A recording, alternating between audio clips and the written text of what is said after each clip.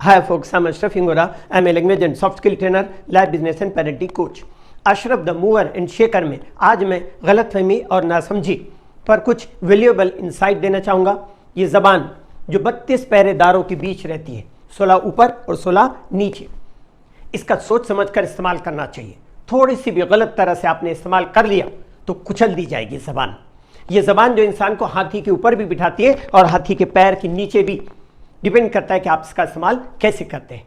आप अगर किसी बड़ी उम्र के आदमी से बात कर रहे हैं और किसी मामले में उससे कन्विंस कराने की कोशिश कर रहे हैं और आपने सामने वाले व्यक्ति से कहा, आप समझ रहे हैं ना मैं क्या कह रहा हूं, तो ये सामने वाले व्यक्ति को ऑफेंसिव लग सकता है। इसी वाक्य को आप अगर इस तरह से कहें कि जो मैं कहना चाह रहा हूं वो मैं आपको समझा पा रहा हूं ना, तो ऐसा कहने से वाक्य ऑफेंसिव महसूस नहीं होता। एक सिचुएशन देखेंगे। एक राजा ने 2 पामिस्ट को बुलाया, हस्तरेखा देखने वालों को, और कहा कि मेरा भाग्य बताओ। पहले पामिस्ट ने हाथ देखा और कहा कि राजन, तुम्हारे जीते जी तुम्हारे घर के सब लोग मर जाएंगे। राजा ने कहा कि इस पामिस्ट की गर्दन उड़ा दी जाए। उसकी गर्दन धड़ से अलग कर दी गई।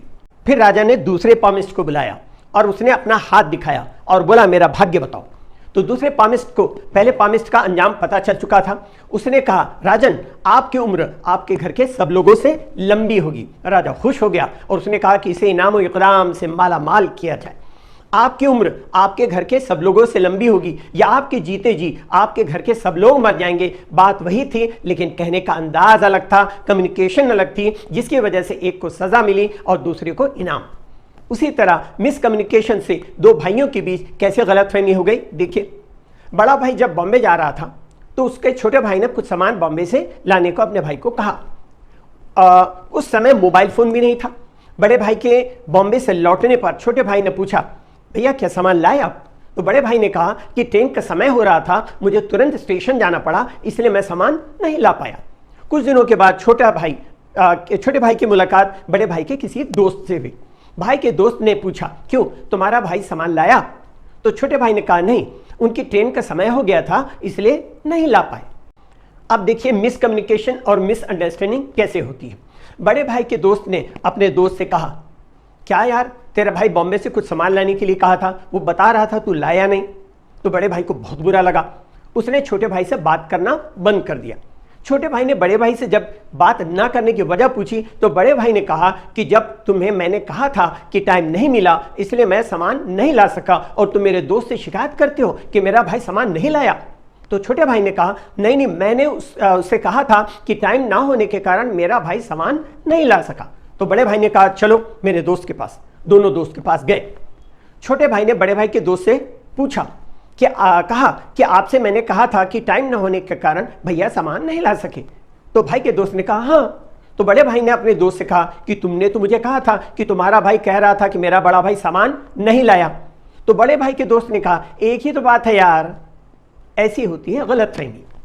नहीं लाए मतलब जानबूझ करके नहीं लाए और नहीं ला सकेगा मतलब किसी मजबूरी के कारण नहीं लाए। मिसअंडरस्टैंडिंग की एक स्थिति और देखिएगा। एक लड़का अपने पापा के दोस्त के साथ किसी के घर गया। घर से किसी औरत की एक नौकरानी को जोर जोर से डांटने की आवाज आ रही थी। लड़के ने बेल बजाया तो नौकरानी ने दरवाजा खोला और लड़के को इशारे से कहा मालकिन अभी जाओ। लड़का चला गया। दूसरे दिन सुबह सुबह उस दोस्त के 4-5 दोस्त उसके घर आए। उस आदमी को भी आश्चर्य हुआ कि सुबह सुबह 4-5 दोस्त कैसे आ गए। उसने सबको सोफे पर बिठाया और कमरे के अंदर जाकर के अपनी वाइफ से चाय लाने को कहा।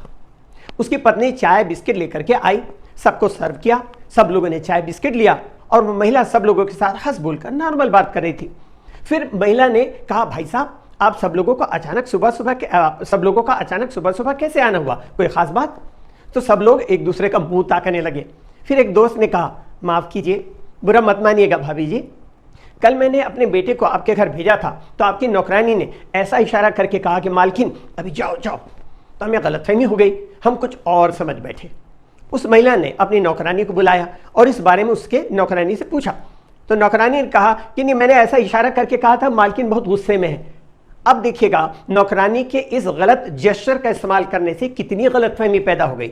नौकरानी अगर सही तौर से बोलती तो शायद ये कंफ्यूजन नहीं होता। उसकी मीनिंग ये निकल गई, गुस्से की बजाय मीनिंग ये निकल गई कि स्क्रू लूज, जिसको कहते हैं दिमाग खराब है उसका, लाइक दैट। उसी तरह वाक्य बोलने में ठहराव में थोड़ा सा ठहराव की जगह या पॉज की जगह बदलने से या लिखने में कॉमा की जगह बदलने से वाक्य का पूरा अर्थ किस तरह बदल जाता है। देखिए, जैसे a woman without her man is nothing, एक सेंटेंस है, इसको अगर बोला जाए और पॉज की जगह बदली जाए तो बिना कोई चेंज किए इस सेंटेंस की मीनिंग ही बदल जाती है। देखिए, a woman without her man is nothing, अर्थात औरत के बिना आदमी कुछ नहीं है। अब ये इसी वाक्य में ठहराव की जगह बदल करके बोलेंगे तो वाक्य इस तरह से बनेगा, a woman without her man is nothing, अर्थात आदमी के बिना औरत कुछ नहीं है। एक और स्थिति देखिए, एक गांव में एक लड़का वाजपेयी जी के लंबे ठहराव देकर के बोलने की स्टाइल की नकल किया करता था। लोग बहुत एंजॉय करते थे उसकी स्टाइल को देख करके। एक बार गांव में किसी नेताजी को बुलाया गया और उस लड़के को प्रोग्राम कंडक्ट करने के लिए कहा गया, क्योंकि वो वाजपेयी जी की स्टाइल में बोलता था। बोलने में गलत जगह पर छोटा सा ठहराव और लिखने में कॉमा की जगह बदलने से वाक्य का अर्थ कितना बदल जाता है, जो आपने पहले भी देखा। अब यहाँ पर देखिएगा कैसी एम्बैरेसिंग स्थिति हो जाती है। नेताजी, सरपंच वगैरह सब स्टेज पर बैठे थे, सामने ऑडियंस बैठी हुई थी, बहुत ज़्यादा शोर हो रहा था। लड़का स्टेज पर आता है और माइक के सामने आकर के कहता है, कितने शर्म की बात है कि आज हमारे गांव में नेताजी आए हैं, और एक लंबा सा ठहराव देता है वाक्य में।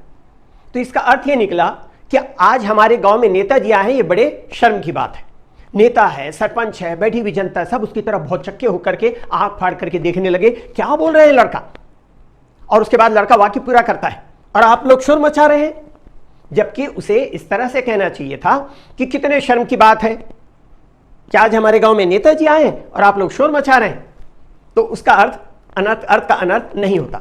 उसी तरह एक देहाती आदमी मरीज के लिए दवा लेने के लिए डॉक्टर के पास अस्पताल गया। डॉक्टर ने उसे दवाई की शीशी दी और कहा कि ये लो दवाई, इसे मरीज को हिला करके पिला देना। देहाती आदमी घर गया और मरीज को ऐसे ऐसे ऐसे ऐसे हिलाया जा रहा था। मरीज की दर्द और तकलीफ से मरीज का बुरा हाल हो रहा था। फिर वह व्यक्ति सोचता है कि डॉक्टर ने ये तो नहीं बताया कि मरीज को कितनी देर हिलाना है।